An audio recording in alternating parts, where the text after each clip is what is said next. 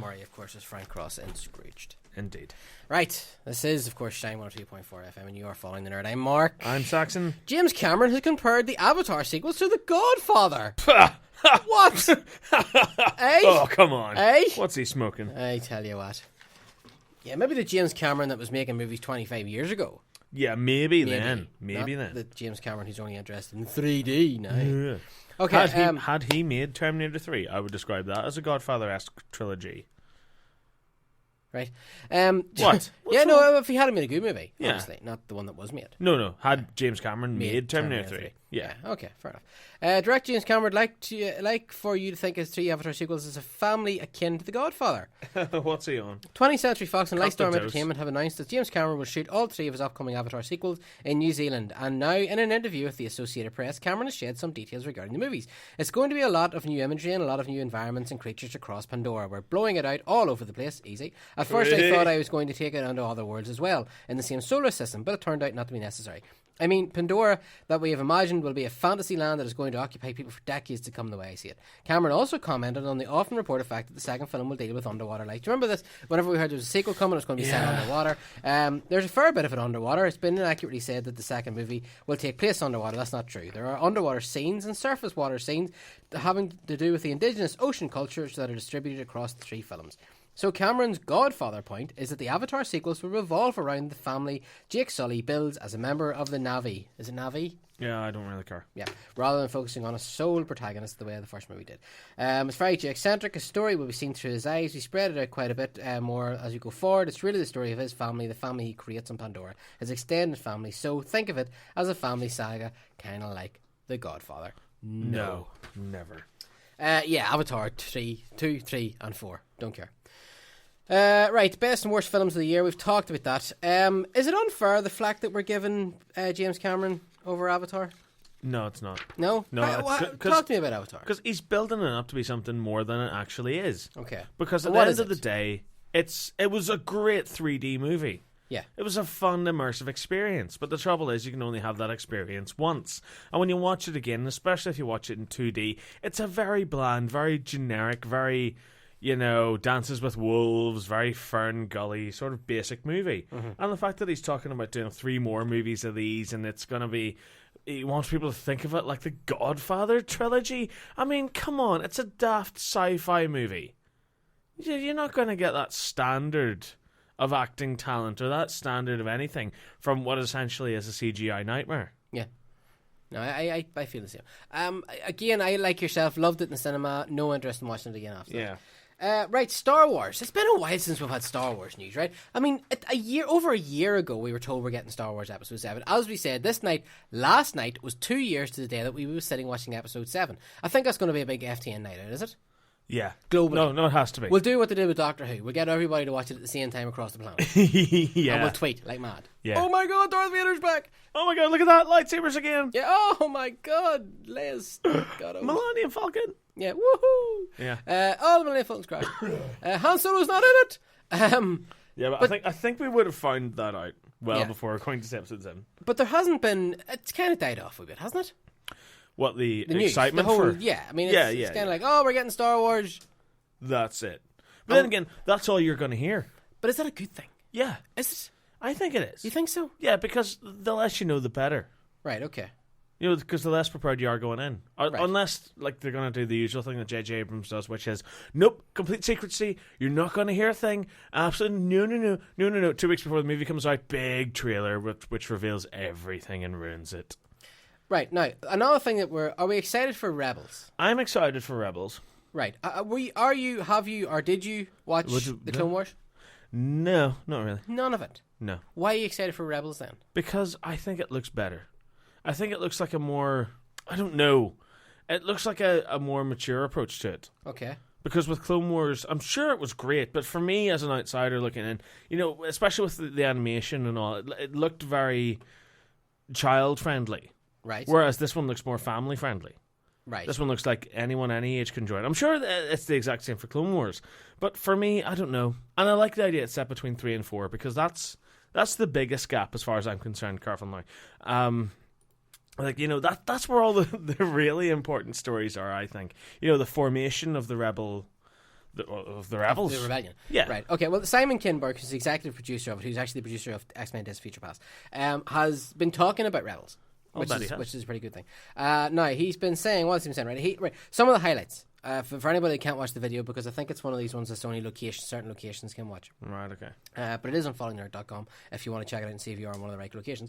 But he said he called Darth Vader the greatest villain in the history of storytelling. His legacy went on to creating the Inquisitor. They wanted him to be formidable and terrifying, but also show that it's possible for anyone to end up like him, which makes him more terrifying. The Inquisitor, of course, is the character that we did see sort of earlier this year, who is going to pick up basically the role of the main villain in this series. He's kind of and he looks pretty badass. He does, and he's kind of like a Sith, sort of a Jedi powered. Yeah.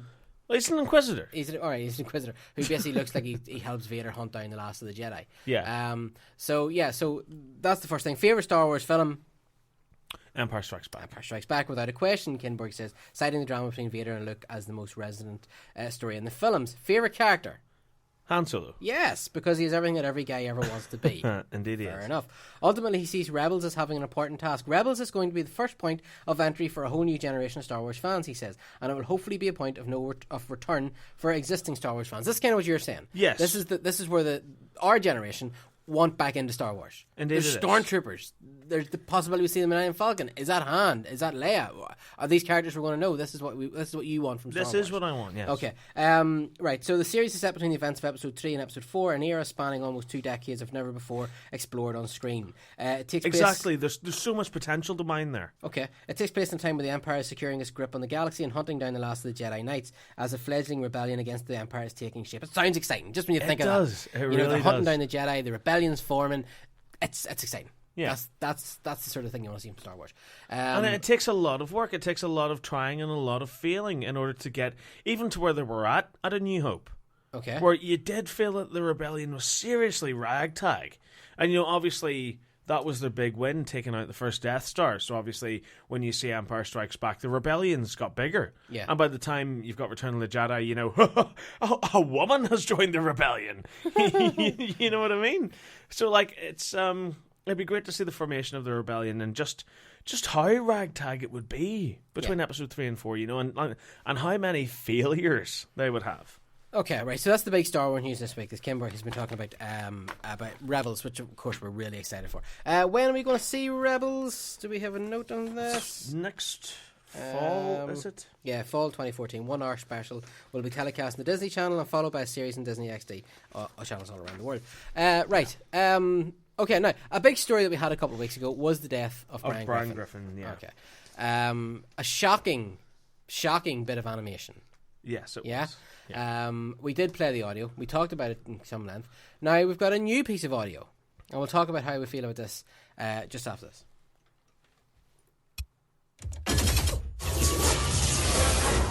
Okay, Brian, I'm just putting this out there, but I'm a baby, and only dicks don't let babies win. God, look at this day, huh?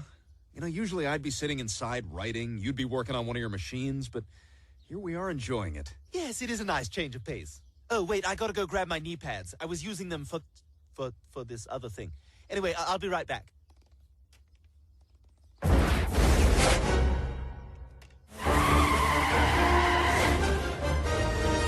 look out!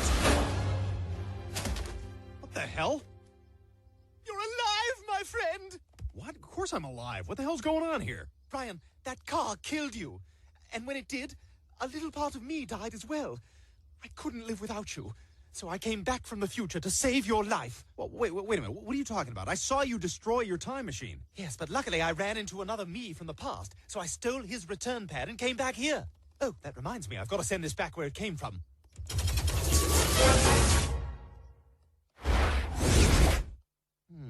Starting to think that guy wasn't a real modeling agent. And I'm starting to think that other guy wasn't a real penis butt inspector. Wow, Stewie, thank you for saving my life. A lot of other families would have just gotten a different dog and moved on.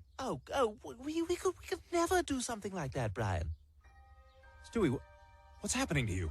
I think my timeline is being erased. The timeline where you died no longer exists.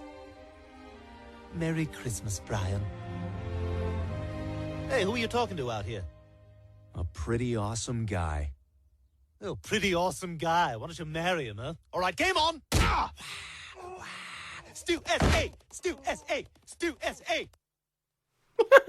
Right, okay, so basically we had 3 alternate times of Stewie there. So what happened was we started off with the death of Bran as we'd seen. Then Stewie walks off camera, boom, a Stewie from the future appears, saves Bran, and then sends his time machine back to an alternate timeline Stewie. Yeah. And then he gets erased from existence. Yes. So A la Back to the Future. Yeah, so that means Vinny the dog is all erased. He's not going to be in it anymore. I don't think so. So Seth MacFarlane tweeted, "And thus endeth our warm, fuzzy holiday lesson. Never take those you love for granted, for they can be gone in a flash." Seth MacFarlane wrote, "Oh, and hey, thanks for caring so much about the canine griffin. He is overcome with gratitude." What was going on here? What is going on here? Well, obviously it's very easy for a lot of people to go, oh, well, obviously people were so outraged that Bran died that they had naturally brought him back. Well, I don't think, the only cartoon series broadcasting at the moment that can change things so quickly within the space of a week or a fortnight is South Park. Mm-hmm. All other animated shows, American Dad, The Simpsons, Family Guy, takes a good 8 to 9 months of production process in order to make an episode. So it's pretty obvious from the start this was their idea. Kill off Bran in one episode, bring him back in the Christmas special. And then obviously it's a nice, warm, fuzzy message. Don't take the people you love for granted because they could be taken away from you like that. But on the flip side, all the cynics out there are lining up down the street and around the corner to say that this was a gigantic play for ratings.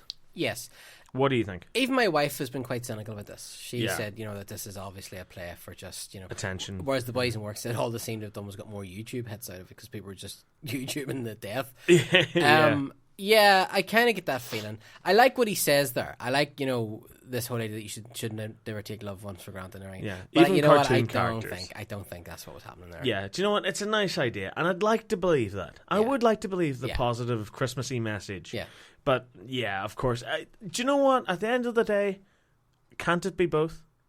Can't it be both? Yeah. Because, obviously, you're going to kill off a main character. You're going to get tons of ratings. The network's going to go nuts for the idea. Mm-hmm. Because you're killing off a main character, but you're kind of doing a J.R. Ewing at the same time, let's not forget as well, they're not the first TV show to have ever done this. Yeah. But at least this wasn't a big dream sequence or something like that, I mean, they did something that already existed in that universe, and we knew it could happen, so that's okay. Yeah. But what I will say is I was shocked by the death of Bran. Isn't that weird? Isn't that kind of weird? Yeah.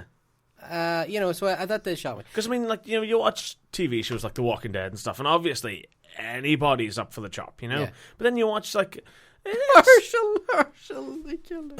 Sorry, anyway, go on. Spoilers. No, it doesn't really matter anymore, does it? Yeah, I mean, and you watch a show like Family Guy, and it's stupid. Yeah. It's a daft, fun little show that you sit down and watch for half an hour on a Sunday night, and you get a few laughs out of it. Do you know what Family Guy is for me? It's the show that late at night when there's nothing else on, you flick over and you catch the last 10 minutes of an episode. You do what, sorry? And then you watch over maybe the next 5 minutes of the next episode. That's what it is. And I always enjoy it. Yeah. But it's a long time since I've sat down and went, oh, I must put on Family Guy. Yeah. And I always catch a bit of it here and there. And I still love it. Yeah, no, it's funny because it's one of those shows, obviously it has the cutaway gags. Mm-hmm. So it has that, type of, you can drop in at any episode at any point in time and just get a laugh out of it because it's so ridiculous. Yeah. So, so Grand Biffin. Okay, Charlie Brown, calm down. Yes, miss. So Brian Griffin's back. I think we all saw that coming. Okay, this is Shine 102.4 FM and you are Following the Nerd. I'm Marc. I'm Saxon. Okay, you can get us on Facebook at facebook.com/Following the Nerd. You can tweet us at NerdFollowing. Right, I'm going to play a clip here. Right, this is one of my favourite Christmas clips. National Lampoon's Christmas Vacation. And a classic. You're familiar with Of it. course. The great Chevy Chase. Indeed. Okay, who, when he's at his best, is there's high. Never been anybody funnier on the planet. This is the scene, if you remember, I'm sure you remember the movie, he's waiting the whole way through A Christmas Card for his Christmas bonus, Christmas Vacation, for his Christmas bonus, Clark Griswold. And then, of course, it doesn't, oh, hang on, I've just crashed. It doesn't arrive. The bonus doesn't arrive. No. But then what happens is the guy does arrive with it, and my whole computer's just gone down. Brilliant. Which is great. So then the guy does arrive with the envelope and he thinks it's his check, and he opens it and it turns out it's not. So here's Let's see if we can't play the clip. Now, what you won't see here is there's an amazing scene where the guy knocks the door. You hear